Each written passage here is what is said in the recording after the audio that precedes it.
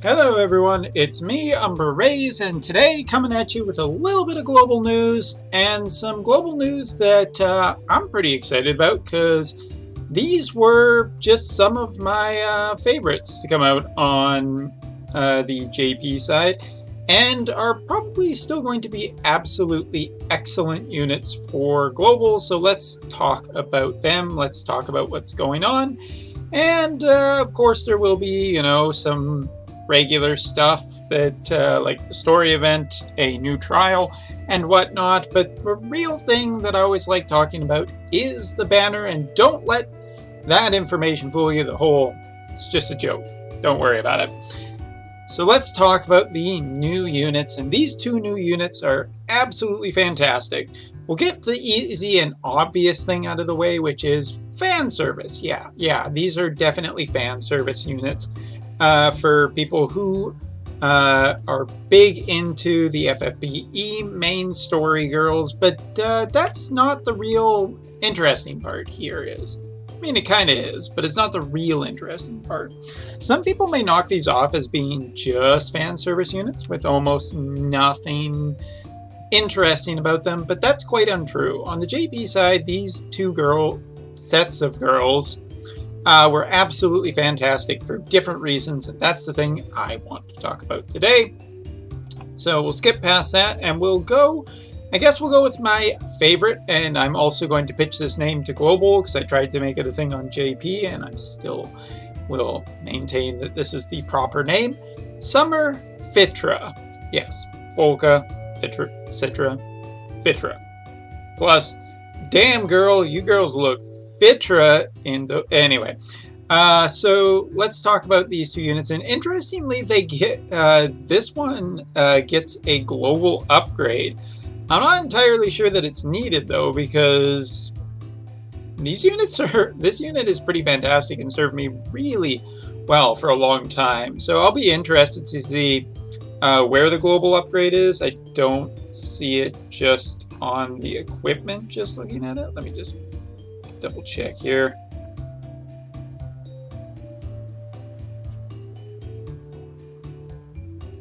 Might be hidden in the data, or I might be blind. Good news is that YouTube comments is the best error catching in the business, so we're fine. But yeah, I want to talk about this unit in general. First of all, the Trust Mastery is pretty damn great, especially if you've been lacking in spirit equipment. Summer Parasol, 15 attack, 58 magic, 120 spirit, 20% spirit. Really, I mean, the magic is, kind of important here, but not really the thing. I mean, they are a hybrid unit, and you know that I love me some hybrid units. But the really big thing that I absolutely love about this is that it has a long-term value of constantly filling your Esper gauge, and this is another point to be made about the unit, but just that you can put this on a healer or put this on, a lot of different characters that need spirit, and also get some summon gauge every turn. Beautiful. Absolutely beautiful. Love it. Super Trust Mastery boosts HP and MP by 50%, ice, water, and dark resistance by 60%. Elemental resistance should never be dismissed, because there are trials that require more elemental resistance in the future, so global players, it's not a bad thing, but again, Super TMR is whale territory. But hey, if you can eventually work to this, it's a great little Super TMR, fantastic survivability. Put this on a magic tank and watch your opponents cry in arena. I really want to know where the big global upgrade is here, and I'm hoping for quite a few. But High Tide Spirit, deal water damage to all enemies, restore HP for all allies, fill evocation gauge, summon waves, consume evocation gauge to deal water damage to one enemy. And Gleaming Sun boosts light resistance, resistance to paralysis, confusion, disease, stone, charm, and resistance to reductions to attack and magic for all allies. Alright, so what are the big things here? First of all, Limit Burst. On this unit, whoops, wrong scroll. Alright, it's right where I want it to be. Limit Burst for these girls is absolutely nuts. Consume Esper Orbs for an AoE 3000% hybrid attack using Magic and Spirit. Really valuable there. AoE 100% Water and Light debuff for 5 turns, and an AoE 230 MP heal that fills also the summon gauge a bit. So just a really strong Limit Burst that also regens a lot of MP, debuffs elements, and gives you some summon gauge back. Really strong. I found it to be strong on the JP side. Even if it wasn't the primary thing I was using them for, there is a really valuable part in that Limit Burst, and we'll talk about it. Passes are just super nice, from increased summon damage, which is really important when Bahamut 2-star shows up, because she also has the ability to use any Esper off of any unit, and Bahamut 2-star is actually notably powerful. More notably powerful on Citra, just regular CG Citra, because of enhancements, that's the word I'm looking for, but still very strong. Boost for staffs, extra summon damage up, chances to counter with cure all ailments, as well as debuffs for the enemies for elemental resistance for water and light. Pretty strong there. Double casting in her kit.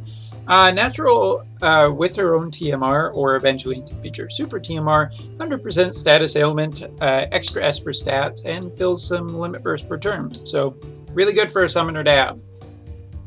But looking at her kit, some of the things that are really to note here is that this girl is basically, if you combined all the best things from Citra with all the best things from Folka, and that is a really big headline here. The particular 2 abilities that I absolutely love are her light and water abilities. First one gives 100% resistance to some status ailments. The other one gives 100% status resistance to other ailments. One gives, for 5 turns, I should say, AoE.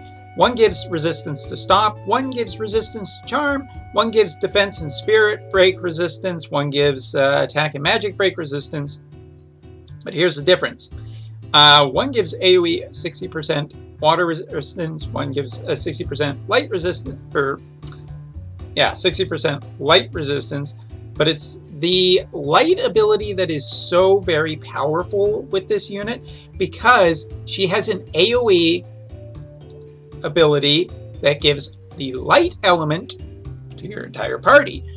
But there is a catch. There is a 20% chance that it can charm anyone in your party except the caster. Get it? They're so sexy, they charm people regardless of allies.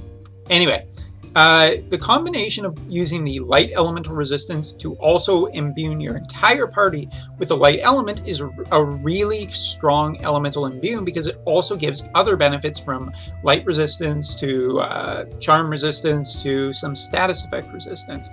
This is the great thing about this unit, is that, you know, turn 1 you can just double cast her water and light ability, full status protection for 5 turns, as well as break reduction protection as well, and giving that charm resistance, so the following turn you can potentially put the light element on your characters if the light element is something you need. She also has some boosts that give killers of either Reaper or there's one other one. Can't quite remember. Demons. As well as 120% buffs that she has access to constantly, and she has summon gauge abilities, so she can do summon damage without even using a summon, that are hybrid attacks too, so it's just potentially really strong. Or no, sorry, they're not hybrid attacks, they're summoned attacks. I was looking at a different ability.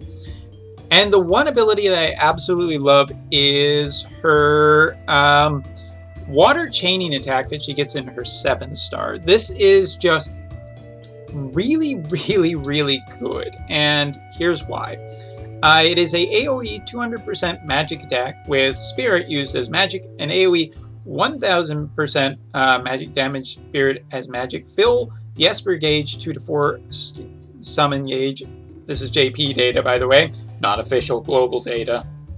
I guess I should have mentioned that a little sooner. And 1000 HP heal with a 3.4 times mod. It is a 8-hit chaining ability with, at least, yeah, it's an 8-hit chaining ability with the heals on it. And this is really cool. She can be a chainer with water damage, as well as get in a heal up to the entire party too. Double casted even. So she has chaining options, she has really good protection, she has some even stronger elemental resistance in her 7-star, and a strong consume Esper gauge for a powerful hybrid attack and heal, as well as 30% damage reduction. This is all JP side, so all of this was already really good. This was one of my favorite units to bring along in the party because she brought so much. Status protection, elemental immune, break resistance. She can do a lot of things support, but more importantly, she can do the summon stuff really good because she has a lot of extra summon damage too.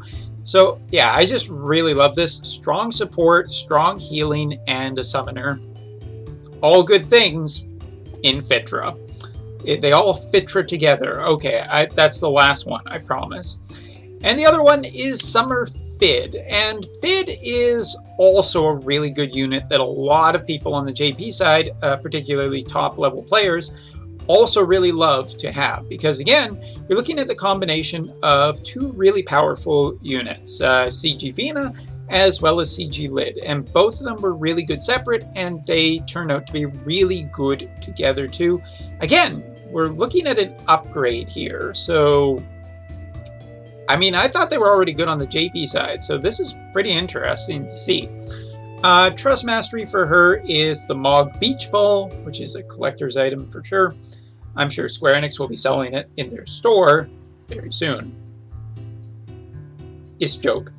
50 MP, defense and spirit +3, MP and spirit +30%. Just a fairly good accessory, you know, for your magic or tank or healer. Anyone can get some use out of this. It's a really nice little accessory to get your hands on. Is it worth wailing over? I mean, it's just a TMR, so potentially getting your hands on one of these, pretty good. And Super Trust Mastery, Beach Girls, boost defense and spirit by 50% and lightning, water, and light resistance by 60%. Ton of elemental resistance, as we already covered with Citra, is really, really good. Here with Fid, it's defense and spirit though, and it's a big defense and spirit. If you were looking for a massive one to put on to any tank, any healer, this is an amazing super TMR. Again, just fantastic. Really know how to sell that. So now, you know, let's just talk about the unit, starting with the limit burst, which is, you know, pretty important. JP data, not official global data. There, I've covered myself. Phrasing. AoE, 75% attack, defense, magic, and spirit breaks. Debuff for 3 turns, as well as an AoE 100% water resistance for 3 turns. Looking at her passives, she gets a lot of status protection right out of the gate. Some light resistance, some water resistance, 5% MP per turn. An auto heal per turn. Has, with her TMR equipped, she gets W casting, HP, and limit burst fill rate, which is good because you're going to want to spam that limit burst because it is essentially all of your, well, it's one of your big debuffs in the kit. Looking at her kit, again, she brings a lot of the stuff that Fid has, as Lid has, as well as Fina. I caught my mistake that time. Going into it, let's see what she's got. She has an upgrade ability, so if you actually use a specific ability beforehand, she gets a 74% defense debuff for 5 turns and an AoE 100% ice and water resist for 5 turns debuff on the enemies. So really strong debuffs, otherwise it's 60% and 75%. She has a AoE 75% water resistance, lots of water resistance, extra damage versus aquatic, some debuffs that basically you would find on Lid. She has a spirit debuffer as well. She also has the counter, or a similar ability to what Citra has, an AoE except caster, 20% chance to charm, but adds water to attack. So this is another thing that she brings that some of the other buffers and debuffers. When I talked about Edgar last, Edgar has DPS. Like, he is a debuffer that also has some pretty good DPS, and like if he gets damaged enough, he can do a really nice debuff on the enemies. But Fid actually having some elemental imbue is important because water is a fairly safe element most of the time. So having the elemental option and having slot efficiency by essentially having one unit that can do multiple things is always really good. She has Manitopia, which is, MP heal split over multiple turns, kind of a la Lid, or Fina, sorry. She has the similar kind of debuffs for attack and magic and spirit that I mentioned before. The only thing is the elements change between them. One is water and earth, one is fire and water, one is lightning and water, so she can also debuff a fair amount for different elements. She has Spirit or Barrier Dissolver, which is like an AoE debuff of only 50%. Not as great on bosses, but still okay in case you need to AoE debuff. A AoE 75% water buff, as well as a 2,500 HP heal with an 18 times mod and 30 MP. She has a water resistance plus gives some limit burst fill rate and gives a ability access. This is all preemptive, of course. I'm really wondering what they upgraded. Into her 7-star, she has an AoE, and this is the big one. Her cooldown, 9-turn cooldown, available turn 1 though. AoE auto revive with 80% for 3 turns, and an AoE 74% attack, defense, magic, and spirit debuff for 2 turns. Very powerful ability. A strong AoE debuff as well as putting auto revive. The abilities don't quite match, because if you're debuffing the enemy that much, you're kind of hoping that you're not going to die that turn, so maybe auto revive isn't as important. But since the auto revive lasts a fair amount, 3 turns, just really nice to have that auto revive up in case something does go wrong. And the last ability on turn 1, 5-turn cooldown, as of the JP side, AoE 75% HP recovery and a 14 limit burst crystal full. Both of these characters were great on the JP side, long time value, and I know that Global has had things like Sylvie come along and whatnot, but this is not DPS. These are what is functionally a debuffer and healer in one kit, and in the other one a support summoner, and both of them are more valuable because of their slot efficiency in that they can fill quite a few roles all at once, and that is just great to have in terms of flexibility and everything. They are definitely fan service personified, but they are really, really good. And looking at the Step Up banner, considering that they're both on the same banner, yes, they do fit different roles, but since I basically think both of them are great, getting either one of these girls is great. It would feel to me a lot better, and this is just my opinion, so all you people out there who get mad about an opinion, get over it, first of all. But this would feel a lot better than the Xeno Axstar banner. Yes, it's a higher role in terms of a functional DPS, as the Breaker category has a fair amount of competition between Orin and Edgar and now Beach Fid. There is a fair amount of competition, and all of it's, it all has its own advantages or disadvantages. In terms of summoners, there really isn't a better summoner until CG Citra gets her enhancements, and that's really saying that CG Citra needs one specific other thing too. CG Citra, to be absolutely worth talking about, she needs her Bahamut 2-star to come out, and that is a long way off on. So I have to say that the summoner here. But coming back to it, between the Axstar and Xeno banner, where one to me felt way better than the other one, I really, really do like the outcomes of either of these, of either getting a really good healer debuffer or a absolutely amazing summoner support unit. Both really good outcomes, IMO. As for the Step Up banner, it is a 2,500 Lapis with the Summon Coin system, which is just a nice little bonus, I guess. I won't say it's a safety net. Maybe it's not the right term for it. It's a nice little extra bonus for people who are going to go on it anyway. Of course, the 3rd anniversary is coming up, but if Global is even still remotely similar to the JP side, there could be the repeat CG banner, because there was a Mog King that basically was just old units, and it was a very easy Mog King. So maybe potentially spending some resources on this one is okay. The 3rd anniversary, unless they give Lightning or Barts, which were roughly about the 3rd anniversary for JP, unless they give them massive upgrades, they're not going to be super exciting, beside the fact that, oh, level 40 limit burst, oh, all this stuff, and global upgrades too, because why not? I think this is a really cool banner. In terms of support and whatnot, absolutely cool. There will also be the unit intro quest.